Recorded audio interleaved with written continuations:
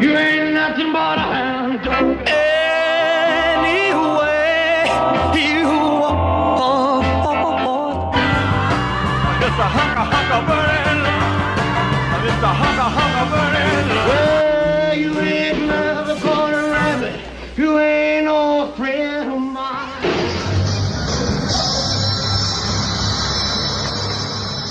What's up, guys? Thanks for tuning into today's video. So in 1956, July the 1st, Elvis was on High Gardner. It was like a like a TV call-in program where he would have like the top people come to call in just to get to know them. Well, in 1956, Elvis was very much unknown. Earlier this day of the filming of this interview, Elvis had the Steve Allen Show, one of his most embarrassing moments, according to him. And he composed himself and actually looked really cool on this interview. One thing about this interview, I totally took out all of High Gardner. I guess that's the guy's name.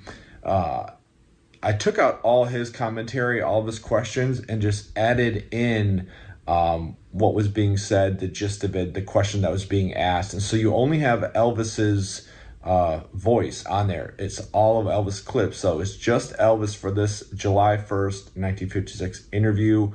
Check this out. I have Elvis Presley on the phone. Hello? Hello? Hello, Elvis. Just one moment. Hello, Elvis. Hello? Did you have fun tonight on the Steve Allen Show? Yes, sir. I really did. I really enjoyed it.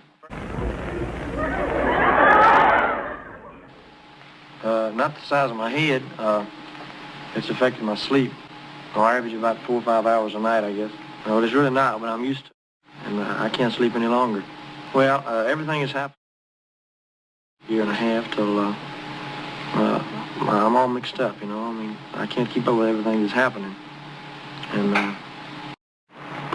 well, not really. Those people have a job to do, and they do it. No, I haven't, because I don't feel that I'm doing anything wrong. Not if I can help it. Only of the good stuff.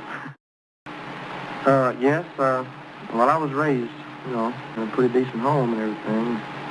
My folks always made me behave whether I wanted to or not.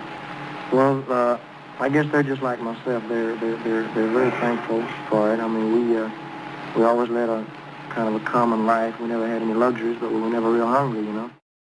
And I guess they're just, you know, they're real proud, just like I am. It's the truth. I do have full Cadillac. Well, I don't know. I haven't got any use for four. I just, you know, maybe someday I go broke and I can sell a couple of them. Well, anything that's mine is theirs. I mean, all four of them is theirs. I'm planning for 7. I mean, I want 7. You know, more help. I mean, he's more help at home than he is anywhere else, because he can take care of all my business. He can, you know, he can look after things when I'm gone. Well, I'm aware of everything I do at all times, but it's just the way I feel. Well, I guess any artist, if the audience acts like they're enjoying it, if they act like they're with you, well, it makes you put more into it. I don't see that any type of a music would have any bad influence on people when it's only a music. I mean, I can't figure it out. I mean, in a lot of the papers, they say rock and roll is a big influence on juvenile delinquency. I don't think that it is. Juvenile delinquency is something that's, well, it's just, I don't know how to explain it, but I don't see how music would have anything to do with it at all. And, I mean, how would rock and roll music make anybody rebel against their parents?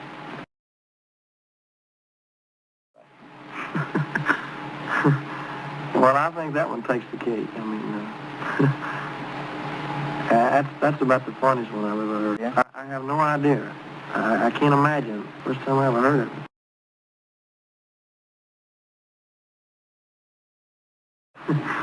I don't know.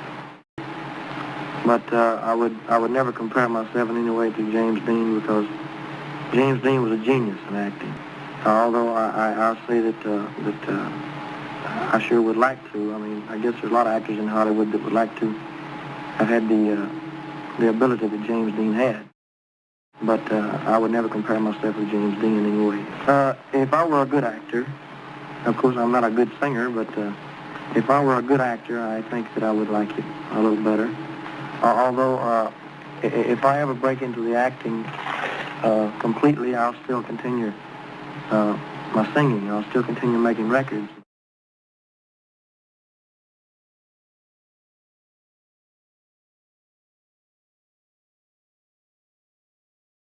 I tell you, you got to accept the bad along with the good. I've been getting some very, very good publicity. The press has been real wonderful to me, and I've been getting some bad publicity, but you got to expect that. And I know that I'm doing the best I can, and I have never turned a reporter down. I never turned a disc jockey down because they're the people that help make in this business. And as long as I know that I'm doing the best I can, that's thank you very much. Give my best to the Colonel now. Sure will. Bye-bye. So guys, I thought that was a very fascinating interview from Elvis. You know, you really get to focus in and hone in on him. He was only 21 there, 21 and a half. So you really get, it's like a picture on Elvis, who he was at that time period. I think you notice the reporter asked him like 20 questions. He answered them all very well, and he was very thoughtful. You know, Elvis was a very deep guy. He was raised in the Assemblies of God Church when he was a kid and teen. And then later on, you know, he did his own spiritual journey while also following, you know, the Bible and stuff. In other words, he was a deep thinker. So he didn't just answer like a little kid. He showed some maturity. And I think that's partly because his mom and dad were always with him. And, you know, they gave him a good upbringing. They put a good head on his shoulders, something that helped him later on in life. A couple points I want to make about that interview. I don't know if you guys noticed this or thought the same thing as me, but Elvis said that if he does make movies, he want to still keep making records. And I assume he meant good records, not soundtracks. If he would have stuck to that, that would have been great. But, you know, once the machine got to him, it was hard to say no. And also, you don't really realize what's going on until, you know, it's been done. You know, hindsight is 20/20, as they say. Also, you notice Elvis said, you know, if I could act, you know, we know I'm not a good singer. I think there he was being a little tongue-in-cheek. You know, he's being a little sarcastic, a little, you know, a little elbow to his critics. I think Elvis knew he was a good singer, but maybe some of it was insecurity. I don't know. But tell me in the comments what you think about this. I hope you've enjoyed it, just unedited, except for the ending there. You know, we wrapped it up with the High Gardner ending finale. But hope you like this. Hit the like button. Helps to grow and expand the channel. Check out David's Elvis is the Man page on Facebook. Check me out on Instagram, TikTok, all over. I hope you enjoy the content I've been putting out. Let me know. Talk to you later. Elvis is the man.